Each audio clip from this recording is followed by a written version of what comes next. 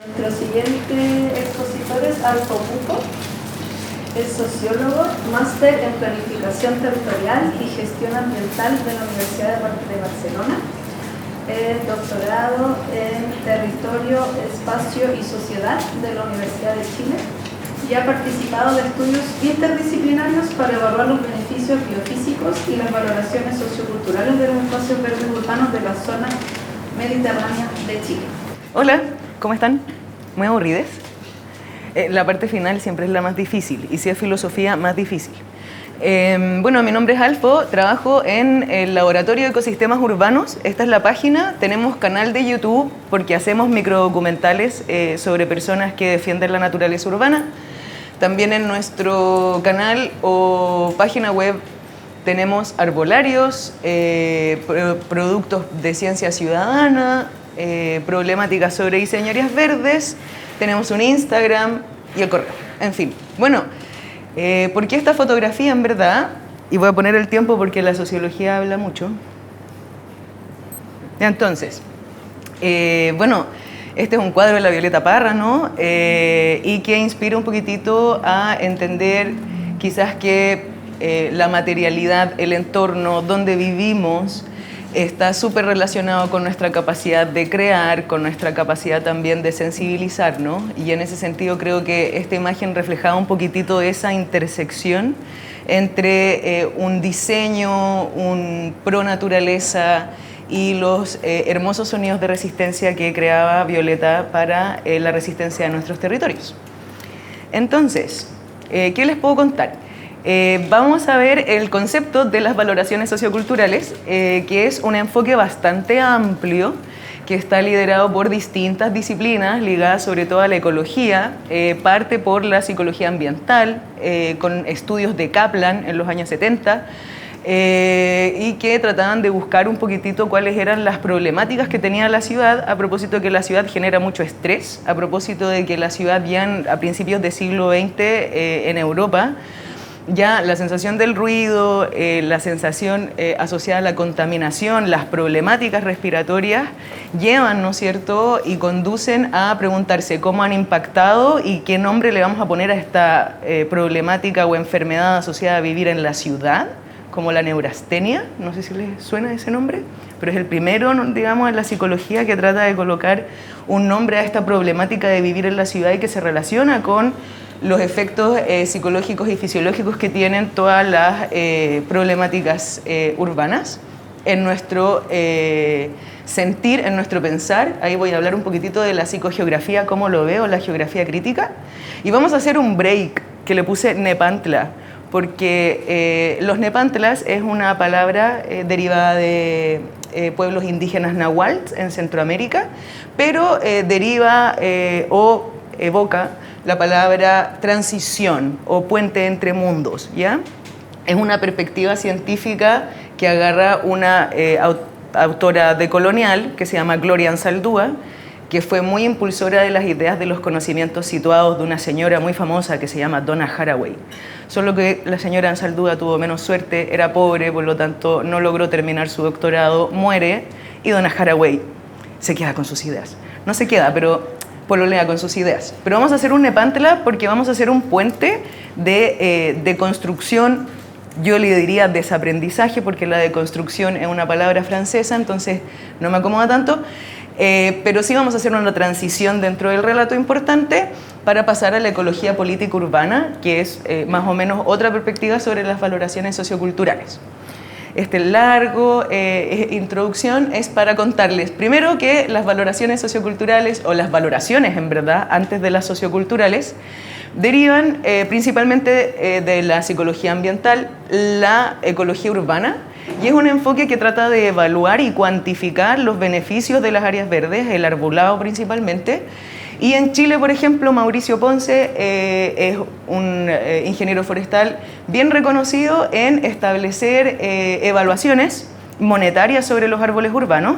Lamentablemente, dependiendo quién evalúa monetariamente un árbol, puede elegir distintas ecuaciones, por lo tanto un árbol puede tener un valor muy diferente con las mismas características físicas en Las Condes que en Renca, ¿no? Depende mucho de quién y qué mecanismo de valoración se ocupa para saber qué valor adquiere el árbol. Y lamentablemente en Chile no existen obligatoriedades para tener árboles sanos, ¿ya? Lamentablemente la normativa en Chile que regula las áreas verdes, en su definición dice que las áreas verdes probablemente tienen cobertura vegetal y sirven para la recreación y circulación de las personas. Por lo tanto, nada obliga a que exista un árbol o una plantita en un espacio público. Por lo tanto, yo como alcalde puedo llegar, colocar un columpio, el hermoso pavimento y decir plaza y colocarla en el plan regulador como un área verde y distribuirla por el total de habitantes. Ecuación que ya se está criticando bastante. Tenemos también cuantificaciones ambientales. Ahí está Alfo en pandemia con un ipsómetro. Medimos también en el Laboratorio de Ecosistemas Urbanos ruido, también los beneficios de los sonidos naturales, temperatura, y también hacemos mediciones físicas al arbolado justamente para ver cuál es la captura de temperatura, o sea, cuál es la disminución de temperatura que pueden generar. Hay una colega que se llama Claudia Martínez en Argentina que comentaba que con un diseño urbano adecuado, con un bosquete lineal, se podía disminuir un 50% el ruido, ¿no es cierto?, entre carreteras, y un bosque urbano, concepto que legalmente no existe en Chile, pero en Argentina sí, podría un bosquete urbano disminuir 3.5 toneladas de carbono en un periodo específico de tiempo, corto tiempo. Entonces, hay muchos beneficios que se pueden capturar desde las mediciones y las valoraciones que podemos tener de las áreas verdes. No obstante, ya en el 2016 empiezan a hacer un concepto que trata de ser más interdisciplinar, que es el de las valoraciones socioculturales, para entender justamente este entramado asociado a la percepción. Y algunas cosas que les voy a contar como datos frikis de la sociología. El primero, para que empecemos a hablar de interdisciplina, es que sociológicamente las personas nos contradecimos. Entonces, nuestras disciplinas compañeras, más que explicar o describir cómo las personas piensan, probablemente tenemos que notarnos en la contradicción que habita internamente en todas, todos, todes nosotros, porque es ahí donde vamos a poder llegar a la realidad del fenómeno. ¿Por qué explico esto? A propósito de la conversación sobre la seguridad y el diseño urbano que estaban aquí exponiendo con la profesora. La seguridad, por lo menos en Chile, dentro de los estudios, indica que les chilenes nos preocupamos más de la seguridad hacia afuera, y las personas que tienen problemáticas personales son capaces de responder con más demandas hacia la esfera pública en temas de seguridad y no abordar sus problemáticas personales internas. Es decir, hay un gran vacío de conocimiento en relación a qué es lo que pensamos, cómo dialogamos con lo que pensamos y cómo dialogamos con eso cuando criticamos o problematizamos hacia afuera. ¿Ya? Lo comento porque a veces no sabemos a veces no sabemos bien lo que sentimos, probablemente por eso no le sabemos colocar bien nombre a las cosas. A veces es normal que no estemos de acuerdo con lo que decimos, eso también forma parte de esta complejidad de las valoraciones socioculturales. Y en algún punto también normalizamos muchas cosas que a veces reproducimos, ¿no?, sin darnos cuenta. Cruzar una calle, no darnos cuenta del semáforo, incluso el ruido, ¿no? Acostumbrarse a ciertos ruidos que no necesariamente pueden ser agradables, pero ya como están dentro de nuestra rutina diaria, no los identificamos bien. Y es ahí donde hay que colocar, creo que, el punto. Entonces, para cerrar este punto, primero, las valoraciones socioculturales, en primer lugar, no tienen una definición única, es un enfoque. En segundo lugar, tiene que ver con los conocimientos y las prácticas, es decir, es algo prefigurativo, tiene que ver con lo que pienso y lo que hago. Ahí mi link con la contradicción de las cosas, que opera como una esencia humana, y hay que hacerse cargo de eso. Yo creo que todavía no nos hacemos cargo de esa parte en la historia. Y las valoraciones socioculturales son la puerta de entrada de los conocimientos, prácticas, también preferencias que puedan estar vinculadas al medio natural, y es mejor capturarlas en el proceso de elicitación. La elicitación es la narrativa o el diálogo, es así como se puede medir. Vamos a ver algunos ejemplos al final de la sesión. pero contarles ciertas cositas que he podido ver en los proyectos en los que he participado. En primer lugar, que habían 3 categorías, de hecho, de valoraciones socioculturales: las instrumentales, las relacionales y las intrínsecas.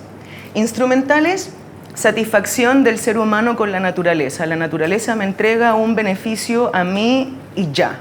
No me importa qué pasa con la naturaleza. No es que no me importe, pero en el fondo no me voy a comprometer con la naturaleza para cuidarla, pero sí la naturaleza me entrega un confort, que puede ser térmico, una disminución de ruido, una estética maravillosa para la relajación.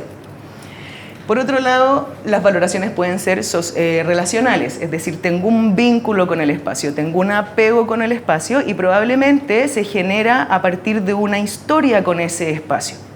En tercer lugar, tenemos las valoraciones intrínsecas, que son las valoraciones asociadas a aquellos derechos y respetos que tenemos hacia la naturaleza, al igual que la condición humana que habita en nosotros. Es decir, la naturaleza, la planta, el árbol, el ave, cualquier ser más que humano tiene la misma necesidad de respetar sus derechos, el mismo derecho de habitar aquí, y lo trato como un igual, ¿ya? Que son las perspectivas asociadas a las perspectivas indígenas, ¿no? Que hablaban sobre la naturaleza como parte fundamental de la vida y los seres humanos ahí teníamos que contribuir, no es una visión antropocéntrica como la que habita en la ciudad, en donde todo tiene que ser para los seres humanos. Entonces, bajo eso, comentarles algunos hallazgos brevemente sobre las valoraciones instrumentales en primer lugar. En Coquimbo y La Serena, por ejemplo, en donde tenemos una conurbación, en donde pasa una carretera, de hecho la corté, pasa justo por este lugar, no tiene un cordón lineal de árboles que mitiguen el ruido, nada de eso, de hecho la ciudad es partida en 2 esta conurbación. La mayor cantidad de actividades que se hacen y que es menos de un 30% la asistencia a una placita de barrio, tiene relación con las actividades sociales, ¿ya? Muy diferente al caso de Santiago, en donde si bien asistir es casi igual diariamente a la placita del barrio, es menos de un 30%, las personas sí buscan recrearse y buscan pasear a sus animales. Entonces ya vemos que en primer lugar el diseño urbano, el paisaje sonoro requiere de entender la singularidad, las actividades y la percepción de las personas habitando distintos territorios y contextos. ¿Por qué comento esto? Comento esto porque lamentablemente todos los manuales de diseño de áreas verdes que existen en Chile y que derivan del Ministerio de Vivienda son estandarizados. Por lo tanto, el programa Quiero mi barrio tiene un folletito de placitas de acuerdo a la superficie de terreno que tengo disponible y va a colocar probablemente la misma placita estéticamente en La Serena que en Temuco Padre Las Casas, ¿ya? Que eso también lo hemos visto y está en el laboratorio como referencia, pero es más antiguo el estudio, por eso no lo puse. Pero de alguna manera, esa estética en el diseño urbano tiene que estar muy vinculada a esto, ¿no? A cómo, y entender que las áreas verdes también nos sirven instrumentalmente, ¿no? Estamos en la ciudad. Y en el área metropolitana de Concepción, por ejemplo, acá el paseo de los animales no es tan relevante, probablemente hay condiciones climáticas que no me permiten pasear a mis animales de la misma forma. Hay una asistencia un poquitito mayor, pero son distintas las actividades y en verdad cuando yo preguntaba ¿por qué no van tanto a la placita de barrio? Habían 3 motivos muy distintos. El primero, y es acá, en el caso de Coquimbo La Serena, las personas me decían, pero ¿para qué voy a ir a la placita del barrio si yo tengo a la playa? Yo conecto con la naturaleza en la playa, yo no necesito ir a la placita.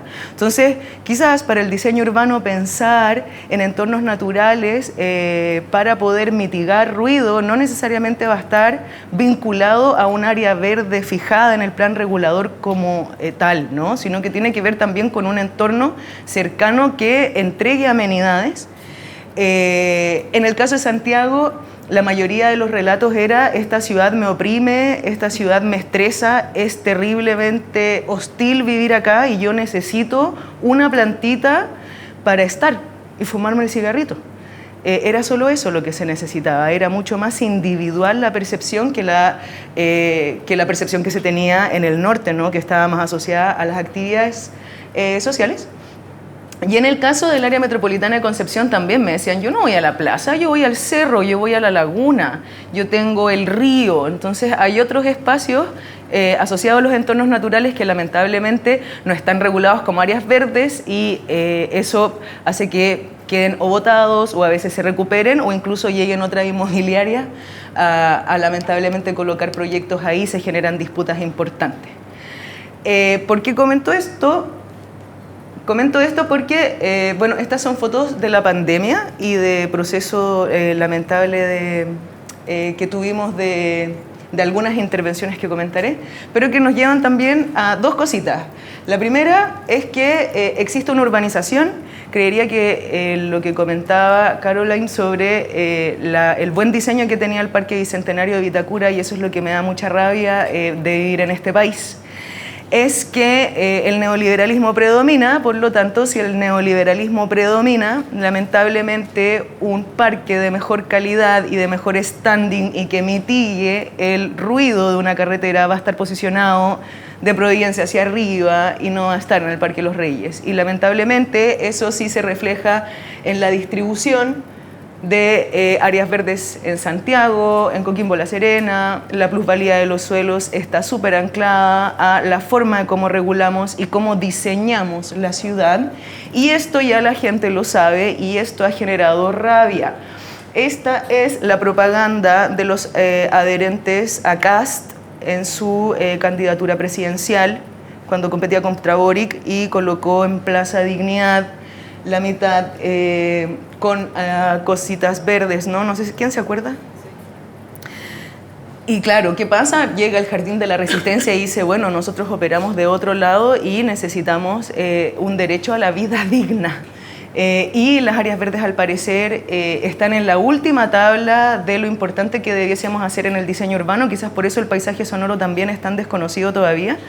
Pero creería que son los elementos más fundamentales que la gente está exigiendo. No lo digo yo, Alfo, sino que las personas están buscando una calidad de vida que no tenga que ver con la alta densidad, sino que tenga que ver con una ocupación un poquitito más armónica, incluso realizando sus propios jardines regenerativos, respondiendo a las lógicas políticas estructurales de nuestro país.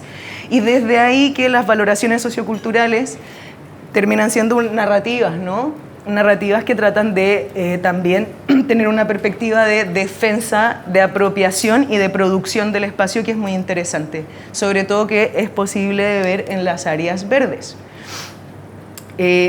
Por otro lado, ¿están aburridas? Porque ya son las 6 y pico, entonces yo ya tendría sueño.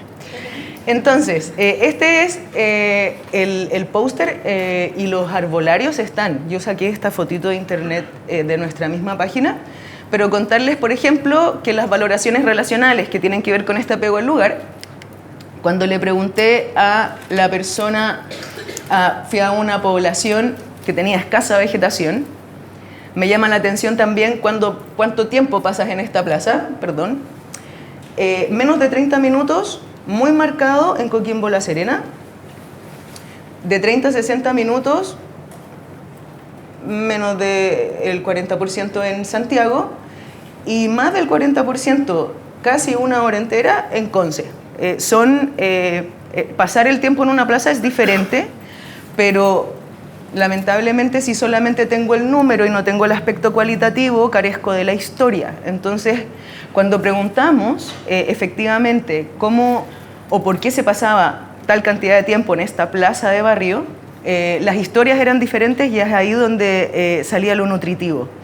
En primer lugar, porque nos dimos cuenta que en Coquimbo y La Serena había una gran cantidad de placitas que las constructoras no terminaban en los suburbios, se dejaba solo el solar y las personas que vivían frente a la plaza individualmente plantaban, pero no compartían el colectivo de la plaza, sino que el metro cuadrado de la plaza que está al frente de mi casa, eso es lo que voy a cuidar y eso es con lo que voy a interactuar y ese va a ser mi vínculo con la naturaleza.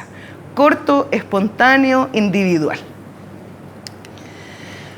Santiago, casi una hora, o sea, más de una hora, un poquitito más del 35%. Lo Espejo, Punto Narco, plaza gris, plaza con mucho pavimento, por estos mecanismos de seguridad, porque también eso es lo otro, ¿no? Hablamos mucho de la seguridad y que la gente rompe la plaza, pero finalmente no vamos al fondo de la historia ni a la contradicción. Acá lo que ocurrió fue que se rehabilitó por el programa Quiero mi barrio esta plaza, con mucho pavimento, se volvió un punto de venta de pasta, no de pasta base, de cocaína, y una junta de vecinos se preocupó de arborizarlo para que tomara la forma de una plaza, fuese utilizado y de esa manera cumpliera su función. Entonces, de alguna manera, tenemos otra forma, otro fundamento mucho más tenso, mucho más hostil también bajo el contexto de Santiago. Distinto, y esto pasa al lado de la plaza, por eso lo coloqué. Efectivamente compraron un bote. Entonces, en Chihuayante, que el área metropolitana de Concepción es lo que más me gusta, investigar una plaza entregada por un conjunto habitacional de viviendas sociales bajo la ley DS 49. Recordemos que la ley, yo les conté, no obliga a colocar un porcentaje de vegetación en una plaza. Esta plaza fue entregada, no me alcanzaba para colocar todo, esta plaza fue entregada con 4 árboles, ahí no había nada. Las personas recuperaron árboles adultos de vertederos, de los mismos vertederos de los predios agrícolas que se estaban urbanizando, arborizaron con árboles ya maduros y compraron un bote con fondos del gobierno regional para vincular la plaza al río Biobío, porque ellos están al lado del río Biobío. ¿Por qué les cuento esta historia? Porque de alguna manera la plaza se produjo por parte de las personas y ahora esta plaza va a desaparecer porque van a colocar una carretera. Esta historia en particular tiene un microdocumental que también habla, sobre todo en el aspecto emocional, de los efectos que va a provocar el ruido de la carretera al frente de las casas de estas personas. De hecho, el microdocumental se llama Colibrí sin voz, respondiendo a cómo la naturaleza y el entorno circundante van a quedar sin posibilidad de tener una interacción con las personas.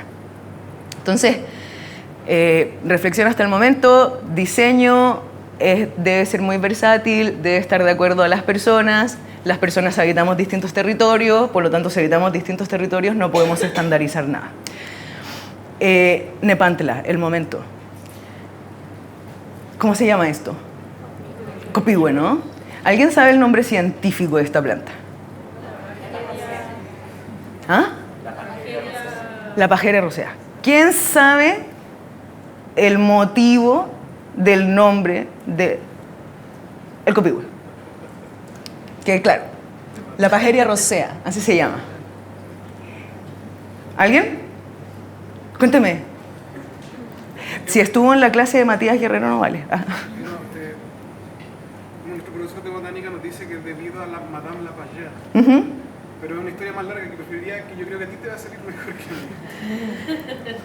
Popularmente el copihue significa boca hacia abajo, ¿no? Es una palabra que está en Mapuzungún. ¿Sabíamos eso, cierto? ¿Sí? No teníamos por qué saberlo, pero sabemos que es una flor, es nuestra flor nacional, es una flor endémica de Chile, entiendo, ¿sí? Si no me equivoco, si no que me maten los biólogos.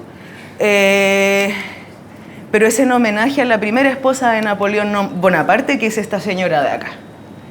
Entonces, puente entre mundos. ¿Qué relación tiene la señora Josefina Rosa Thatcher de La Pajerie con nuestro territorio que ella nunca visitó?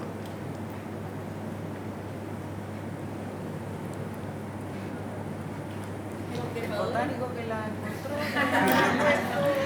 le caía bien la señora. La verdad es que lamentablemente tenemos, y ahí hay un librito muy bonito que se los recomiendo, que es el de Andrea Wolf, que se llama La invención de la naturaleza, el viaje de Alexander von Humboldt, pero que habla un poquitito de esto, ¿no? Y habla de cómo las plantas, los espacios verdes, la estética y el diseño efectivamente no están adecuadas a nuestros territorios latinoamericanos, sino que tienen que ver con una historia colonial. Y eso no lo podemos olvidar nunca a la hora de pensar en el paisaje sonoro, a la hora de pensar en el diseño, y es algo que lamentablemente la ecología urbana en Chile no pesca mucho. ¿Por qué es importante esto? porque tanto la ciudad como un artefacto de la historia, que está moldeada por las necesidades de la naturaleza, es súper importante entender. De hecho, no sé si habremos visto, o yo trato de decir mucho esto en clases, Benjamín Vicuña Maquena, cuando llega de la noción de París, dice que hay que extirpar ese bosque flaite esclerófilo, porque es muy flaite, muy feo, no es París. Entonces, de alguna manera, lo que quiero dar con este mensaje nepántlico, este puente entre mundos, es tratar de comentar que el diseño de nuestra ciudad ha tenido una influencia europea tremendamente normalizante en nuestra vida y que se reproduce hasta el día de hoy, y que también ha sido bajo consecuencias o hitos históricos marcadísimos que presentan desigualdad estructural. Entonces, esto no es nuevo. Lo que pasó en la revuelta con este jardín de la resistencia no es un tema nuevo, es un tema que ya se venía planteando desde el diseño de las ciudades para mejorar la vida de los conventillos. Voy a ir con un último dato freak. Esta es la Plaza Ñuñoa. La Plaza Ñuñoa se crea por Juan Gregorio de la Osa, que le dice al intendente de la época: oye, ¿por qué yo no vendo un poquitito de mi feudo? Me candidateo a alcalde y así quedamos todos contentos y felices y tú tienes tu municipalidad con tu jardincito a través de la casa de recreo que tenía Juan Gregorio de la Osa, que fue el primer alcalde. O sea, también la vinculación entre la gente rica y la política como que no está exenta de cómo se planifica nuestra ciudad. Y eso es súper importante entenderlo, porque finalmente las valoraciones tienen que ver con un tema ético, las valoraciones intrínsecas, y ya para terminar y no marearles más, tienen que ver justamente con esta problematización sobre cuáles son estas influencias que han llegado a las ciudades latinoamericanas, que no nos han permitido entender a la naturaleza como un par, sino que han tenido esta visión antropocéntrica, han tenido una visión donde los seres humanos deben satisfacer sus necesidades que de acuerdo a este modelo neoliberal siguen siendo infinitas e ilimitadas, no tenemos control. Y que de alguna manera, bajo esta perspectiva ética, sí hay personas en los territorios que están buscando producir alternativas de defensa de la naturaleza, sobre todo en áreas verdes, corredores ecológicos, bordes de ríos urbanizados, humedales en el caso del área metropolitana de Concepción. El tema de las dunas, ¿no es cierto?, de Concón, que fue súper hablado el año pasado. Este es un gran libro que sacó una editorial en Concepción, les puedo dar el dato, pero que justamente problematiza cómo tiene que ser la perspectiva ecológica desde el amor al territorio para defenderlo. También tenemos una declaración de los derechos del río Biobío, es decir, hay personas que ya están buscando establecer derechos para nuestra naturaleza, y que tiene que ver un poquitito con esta visión de las valoraciones intrínsecas, incluso con performance que le piden disculpas al río por ser urbanizado, y también carnavales, ¿no? O sea, como que finalmente la defensa también puede provocar un sonido de manifestación, de rebeldía, y que tiene que ver con reclamar un sonido diferente, porque yo también cuando hablo con las personas con las que trabajo en el territorio me dicen: ¡ay, qué lindo el ruido del pajarito! Es como, es ruido, es sonido, como que tenemos normalizado que debiese ser ruido, y creo que también hay que preguntarnos por eso. Últimas láminas, Nepantlas, nuevamente, mi tesis. Que aquí va a pasar otra carretera por otro espacio que siempre fue un vertedero de basura, ¿ya? Esto está en San Pedro de la Paz. Aquí está la carretera. Ahora con el puente industrial, no sé si supieron que el presidente actual aprobó 32 medidas para industrializar y fortalecer el mecanismo neoliberal aquí, en el área metropolitana de Concepción, lo que permita garantizar una serie de construcción de carreteras, incluida la que va a desaparecer en donde estaba el botecito, y también va a incluir la desaparición de este espacio de acá. Va a cruzar una carretera gigante que va a interconectar todas las carreteras que unen Concepción con su área metropolitana periférica. Aquí nunca tuvieron derecho para hacer un parque, lo hicieron igual, hicieron los palines, riegan porque el municipio nunca va, están pegaditos al río, están defendiendo este espacio, pero también plantaron. Y fui a muchos espacios a ver qué plantaba la gente y qué producía la gente. Y aquí llegué con una reflexión que quizás no era nada, no era alquimia, pero ¿conocen a Nona Fernández? ¿No? Una gran escritora. La semana pasada tuve el placer de estar con Nona Fernández y me contó por qué su libro se llamaba Mapocho y nunca se había dado cuenta que Mapocho era por mapuche y lo tenía al frente, y yo también tenía al frente esto, que es la reflexión de que somos ciudades en verdad mestizas, no somos ciudades blancas, quizás somos ciudades que queremos aspirar a ser Holanda, con estos arquitectos que quieren hacer ciclovías iguales a las holandesas, pero sin regulación para ello, por eso no funcionan. Pero somos un enmarañado sociocultural desde una cultura impuesta por una colonización, por un diseño, ¿no es cierto?, higienizador como el de Vicuña Maquena, pero también tenemos una tradición y una cultura popular heredada. Y eso es lo que finalmente predomina en un área verde, lo que las personas quieren plantar. ¿Y qué es lo que las personas plantan? Plantan medicinales, plantan para alimentarse, plantan para una estética. Cada planta tiene una historia y creería que eso nos permite entender que nuestras conciencias son mestizas, porque jugamos o no jugamos. Trabajamos con plantas nativas, exóticas, asilvestradas, introducidas, es decir, hay un cheje, hay un enmarañamiento que permite entender que las valoraciones, es decir, nuestros conocimientos y nuestras prácticas están completa en un proceso muy híbrido y que esa hibridez también se puede notar a través de las plantas. ¿Cómo se pueden medir los valores? Porque es algo intangible, entonces, como comentaba la profesora, quizá el paisaje sonoro, al ser intangible, por eso no tenía tanta validez. Se pueden hacer etnografías participativas, corporales. Todo esto está en un PPT y yo ñoñamente adjunté cada paper, pero tienen los papers y la presentación entera. O sea, no tienes ni que bajarlo. Aquí está Colibrí sin voz. Empecé a trabajar con una técnica que ya elimina la entrevista y el focus group, porque ya no quiero hablar por la gente. Entonces la gente habla por ellos mismos y yo no hago mis papers diciendo las personas dicen qué, porque me parece que éticamente no va. Entonces aquí las personas hablan de su proceso y yo hablo en otro lugar del proceso metodológico de defensa de esta área verde en contra de la carretera.